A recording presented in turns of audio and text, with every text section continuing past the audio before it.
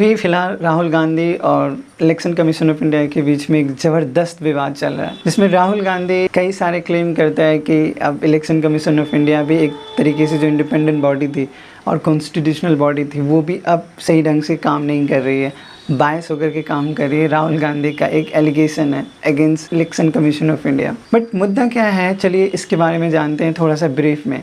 ये बात है पिछले साल नवंबर 2024 की, जहाँ पे महाराष्ट्र में विधानसभा का इलेक्शन होता है और बीजेपी उसमें जीत जाती है। बट बीजेपी के जीतने से ऑफकोर्स कांग्रेस खुश नहीं है और इस मुद्दे पर राहुल गांधी को लगता है कि उसमें मैच फिक्सिंग हुआ है। बट ये मैच फिक्सिंग है क्या, जिस टर्म को वो बार बार पॉइंट आउट करना चाहता है। यहाँ पे राहुल गांधी का मैच फिक्सिंग शब्द का मतलब है कि इलेक्शन कमीशन ऑफ इंडिया जो है, जो उनकी कमिश्नर, चीफ इलेक्शन कमिश्नर है, वो बायस होकर के काम कर रहा है किसी एक पॉलिटिकल पार्टी के, that is BJP. Chief election commissioner of India का जो सिलेक्शन होता है वो 3 मेंबर्स कमेटी के द्वारा किया जाता है, जिनमें कि एक प्राइम मिनिस्टर, होम मिनिस्टर और लीडर ऑफ अपोजिशन होता है। तो इनमें जाहिर सी बात है 2 रूलिंग पार्टी से है, दैट इज़ अमित शाह और प्राइम मिनिस्टर।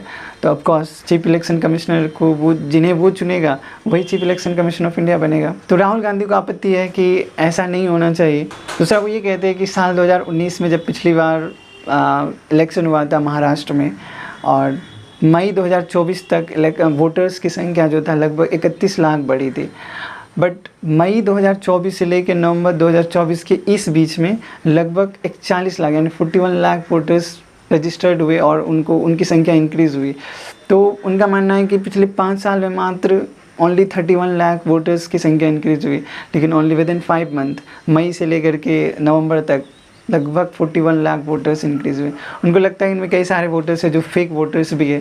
तो ये उनका सेकंड एलिगेशन है। थर्ड में पोलिंग डे के दिन वोटर्स टर्नआउट जो था अराउंड 58% था, बट नेक्स्ट मॉर्निंग ही ये बढ़ जाती है लगभग 66% तक, जो कि लगभग 76 यानी 76 लाख वोटर्स के इक्विवेलेंट है। तो ये उनके फेयर एलिगेशन से जो लगा रहा है कि इलेक्शन कमीशन ऑफ इंडिया बायस होकर काम करती है, तो उनके सवाल तो थोड़े फेयर तो ज़रूर लग रहे हैं। आप इस मुद्दे पर क्या सोचते हैं, बताइएगा ज़रूर।